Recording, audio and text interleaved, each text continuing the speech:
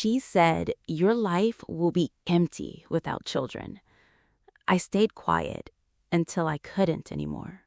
My name is Nadia. I am 34 years old, and until recently, I believed I had carefully built a life that felt stable, intentional, and quietly fulfilling.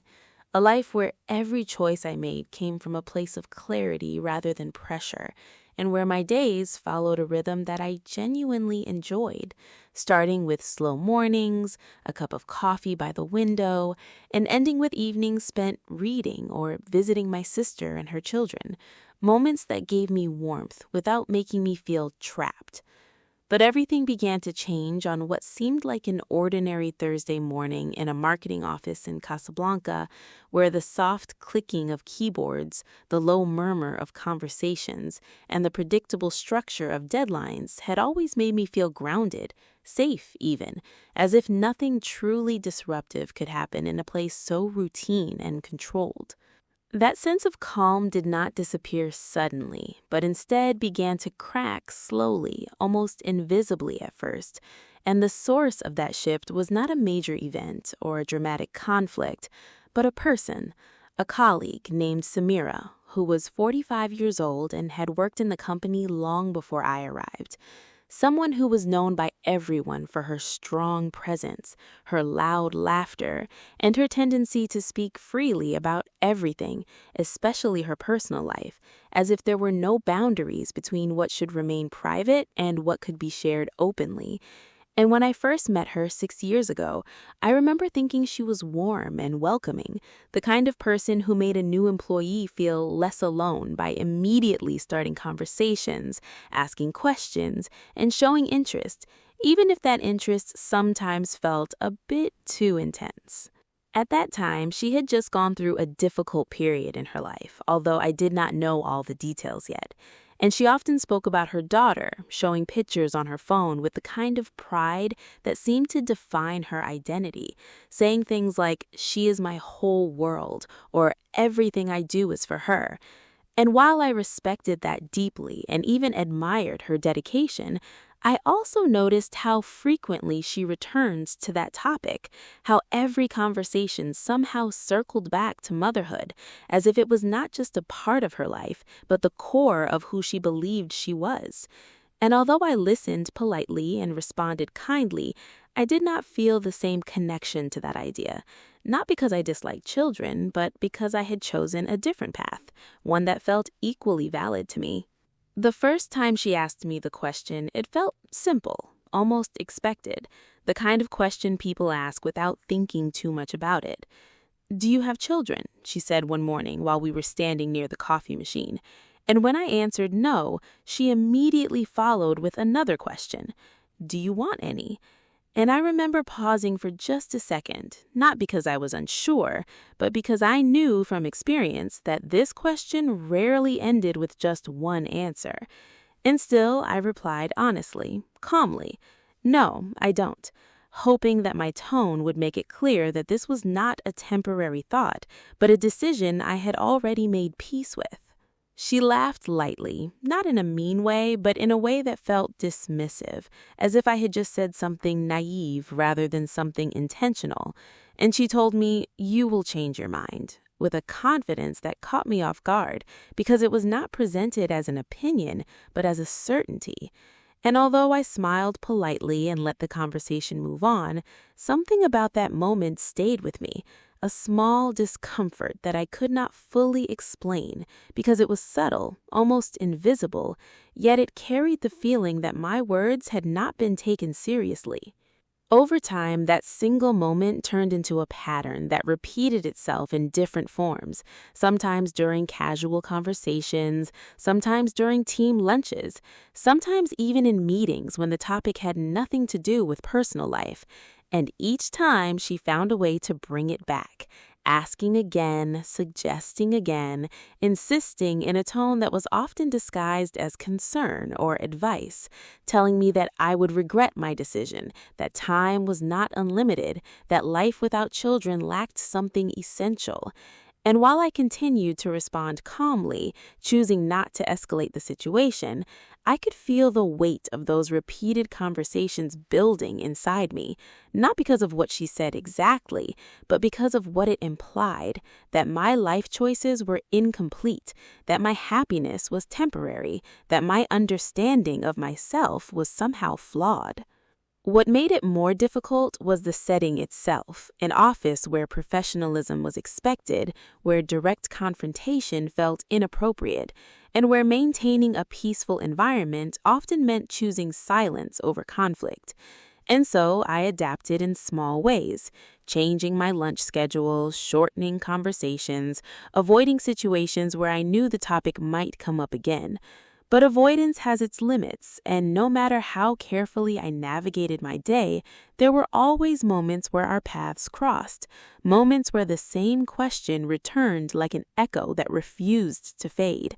And with each repetition, my patience grew thinner, my tolerance weaker, until what once felt like a minor annoyance began to feel like a constant pressure that followed me even when I left the office.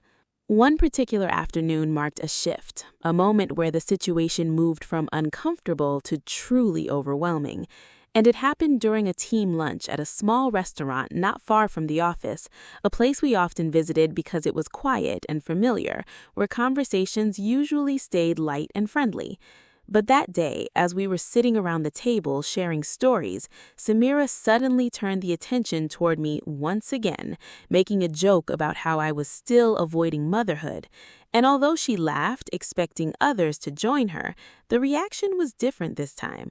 People hesitated, some smiled awkwardly, others looked down at their plates. And in that brief silence, I felt something shift inside me, something that had been building for years, finally reaching a point where it could no longer be ignored. I did not react strongly in that moment. I kept my composure, answered briefly, and allowed the conversation to move on. But internally, something had changed. A realization that staying silent was not protecting me anymore, that being polite was no longer enough to maintain my boundaries. And as I walked home later that evening, the city around me felt louder than usual, the lights brighter, the air heavier, and I found myself replaying every conversation, every question, every time I had chosen not to respond fully, wondering whether my silence had unintentionally allowed the situation to continue for so long. Sitting alone on my balcony that night, watching the movement of the city below, I asked myself a question that felt both simple and difficult at the same time. Why did this matter so much to her? And more importantly, why had I allowed it to matter so much to me?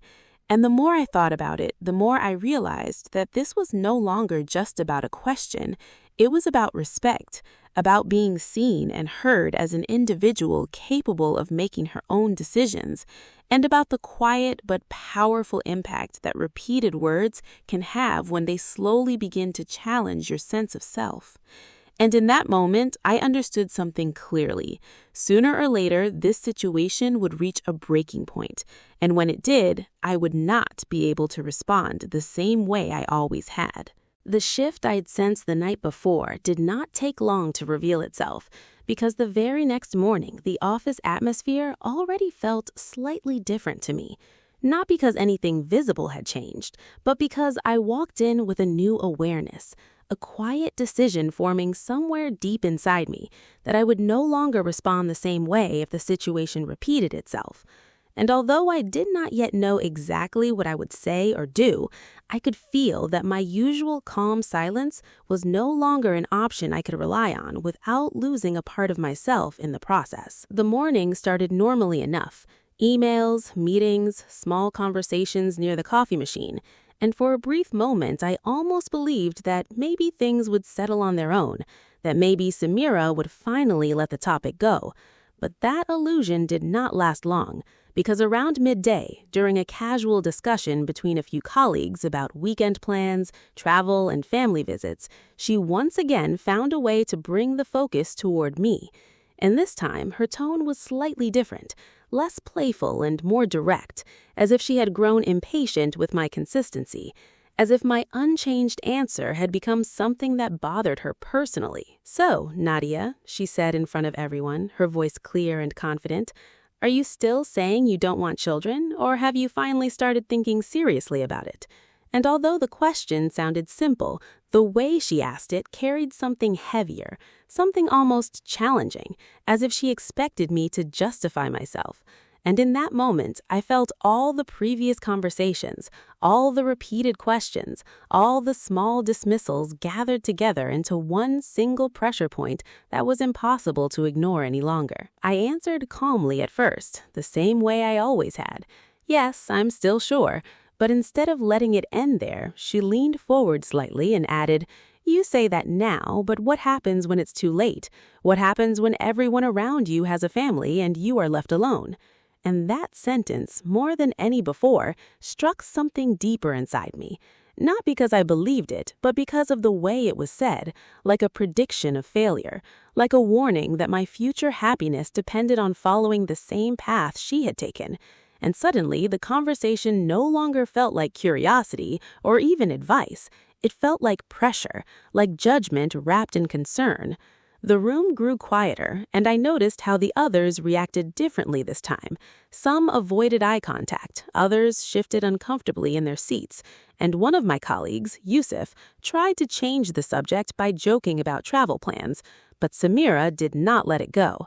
She insisted, repeating that life without children was incomplete, that no career, no freedom, no personal time could replace what she called real purpose.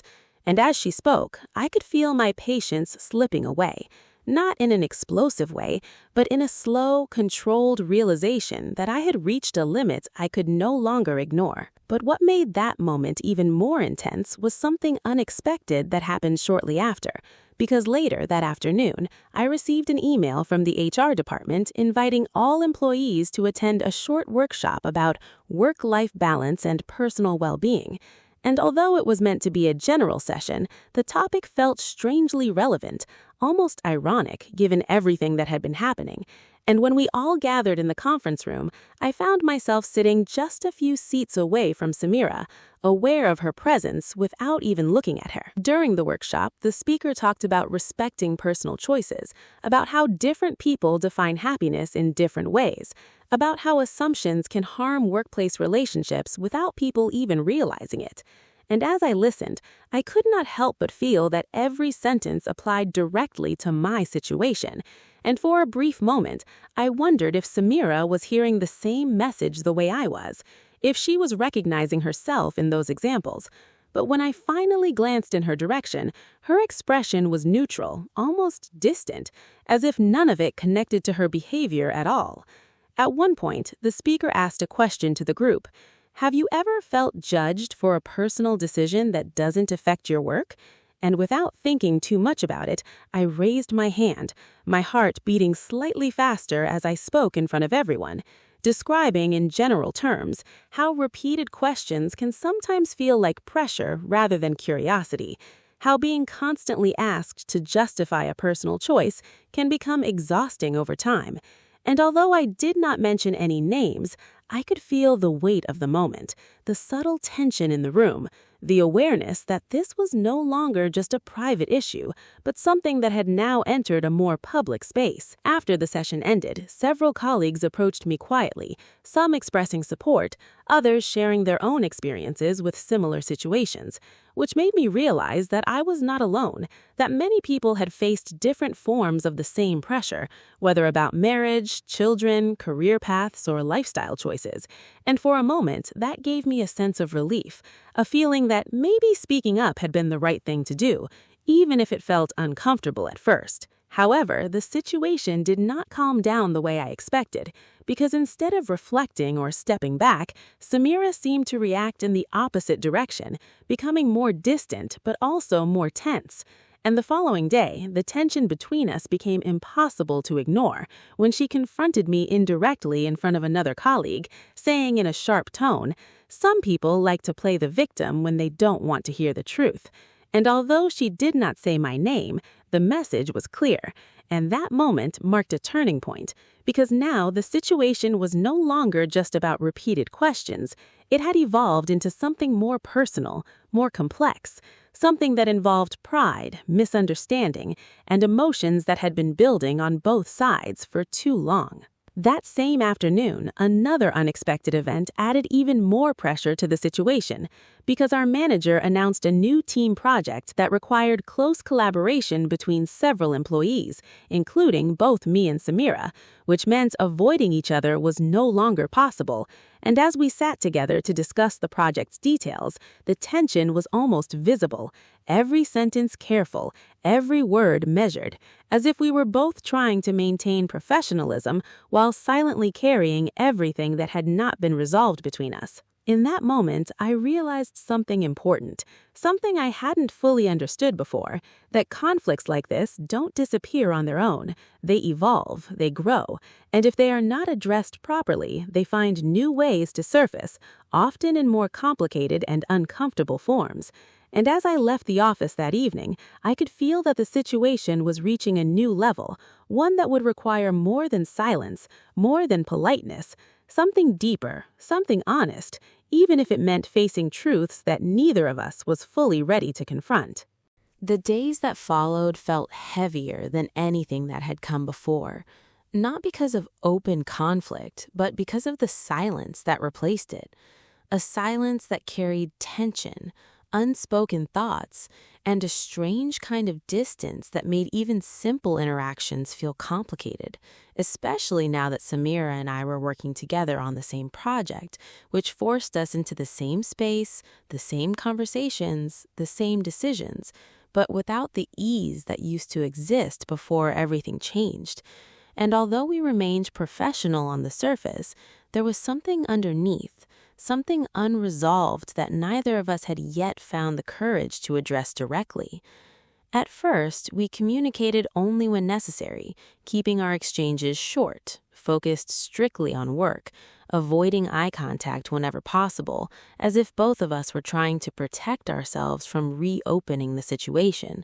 But that kind of distance, while safe, also created a new kind of discomfort because it felt unnatural, forced, and over time it became clear that avoiding the problem was not solving it.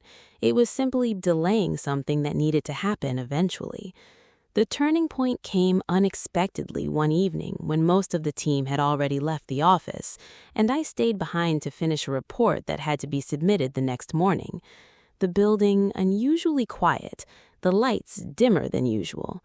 And just as I was about to shut down my computer, I noticed that Samira was still there too, sitting at her desk, staring at her screen but not really working, her posture different from before, less confident, more tired, as if the weight she carried was finally becoming visible. For a moment, I considered leaving without saying anything, choosing the easier path, but something stopped me. Perhaps the memory of everything that had happened, perhaps the realization that if I walked away again, nothing would ever truly change. And so, instead of avoiding the situation, I took a slow breath, stood up, and walked toward her, each step feeling heavier than it should have, not because I was afraid of her, but because I knew that this conversation would require honesty, and honesty is never easy when emotions are involved. "Samira," I said quietly, and she looked up, surprised, her expression guarded at first, as if she did not know what to expect, and for a brief second neither of us spoke, the silence stretching between us, until she finally said, "Yes," her voice softer than usual, almost cautious, and in that moment I realized that she too was uncertain, that whatever strength she had shown before was now mixed with something more fragile. "I think we need to talk," I said, not in an accusatory way, not in a confrontational tone, but simply as a statement of fact, and she hesitated for a second before nodding slowly, closing her laptop as if she understood that this was something that could not be postponed any longer. And as we sat down across from each other, the atmosphere shifted, no longer tense in the same way as before, but still serious, still important. She was the first to speak, which surprised me because I had expected to be the one to start. And her words came slowly, carefully, as if she was choosing them with more thought than she ever had before. "I've been thinking about everything that happened," she said, her eyes not fully meeting mine, "and I realize I pushed too much." And although her voice was calm, there was something underneath it, something honest, something that felt different from anything she had ever said before. I stayed quiet, giving her space to continue, and after a moment she added, "I thought I was helping you, or maybe I thought I knew better." She paused, then let out a small breath. "But I didn't really listen to you." And that sentence, simple as it was, carried more weight than all the previous conversations we had ever had, because for the first time it showed awareness, not just of what she had done, but of how it had affected me. Then she said something I did not expect at all, something that shifted the entire perspective of the situation. She continued, "When I see you, calm, independent, free to do what you want, it reminds me of a life I didn't get to keep." And for a moment, I didn't respond, not because I didn't understand, but because I suddenly did in a way I hadn't before. And she went on to explain how her life had changed after becoming a mother, how responsibilities had taken over everything, how choices had become limited, how she loved her daughter deeply but also sometimes felt like she had lost parts of herself along the way, parts she couldn't easily get back. "I think," she said quietly, "instead of accepting your choice, I kept trying to prove to myself that mine was the only right one." And there it was.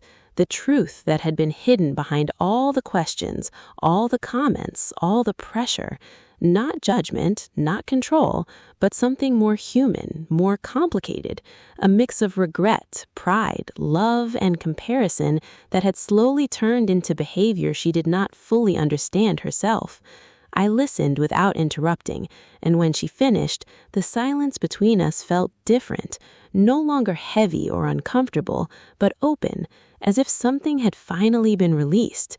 And after a moment, I spoke too, explaining how her repeated questions had made me feel, how they had slowly affected my comfort at work, how I started to feel like my choices were constantly being questioned, not out of frustration, but out of disbelief. And I admitted that my reaction, the way I responded in frustration, had been harsher than it needed to be, even if it came from a place of exhaustion. She nodded, accepting my words this time without defending herself, and for the first time it felt like we weren't arguing, not proving anything, but simply understanding each other. And that difference changed everything, because understanding doesn't erase what happened, but it transforms it into something that can be learned from, rather than something that continues to create distance. In the days that followed, the change between us was quiet but real. We didn't suddenly become close friends. We didn't share personal details or spend time together outside of work.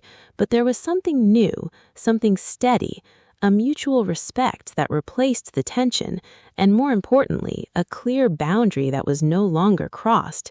No more repeated questions, no more pressure, no more assumptions, just simple, professional interactions that felt natural again. What surprised me, however, was not just the change between us, but the change within myself, because through everything that had happened, I realized something important, that standing up for myself doesn't always mean reacting strongly or defensively, and that silence is not always the best way to keep peace, but also that understanding others doesn't mean accepting behavior that makes you uncomfortable. And somewhere between those two extremes, there's a balance, a way to be clear without being cruel and uneasy, to protect your space without hurting someone else unnecessarily. One evening, as I sat once again on my balcony, the same place where I had once felt overwhelmed by everything, I noticed how different a feeling was now. The city still the same, the lights still flickering, the noise still present, but inside me there was a kind of calm that felt deeper than before, not because everything was perfect, but because I had learned something I didn't know before, something simple but powerful, that people don't always act the way they do because of you. Sometimes they're responding to something inside themselves, something unresolved, something they don't fully understand either. And as I reflected on everything, one final thought stayed with me, clearer than anything else, that respect isn't just about accepting differences, it's about recognizing that every person is living a story you can't fully see, a story shaped by choices, circumstances, regrets, and hopes, and that before questioning someone's path, before trying to guide them toward what you believe is right, it's worth asking yourself whether you truly understand where they're coming from, because sometimes the problem is not the answer someone gives, but the question that keeps being asked again and again without listening. In the end, nothing dramatic changed in my life. I still lived the way I chose, still enjoyed my quiet routines, still felt confident in my decisions, but something inside me had grown, a deeper awareness, a stronger sense of balance, and a quieter kind of strength, the kind that doesn't need to prove itself loudly because it already knows where it stands. Don't forget to subscribe to the channel. Turn on the notification bell so you never miss any new videos, and share this content with your friends to support us and help us grow.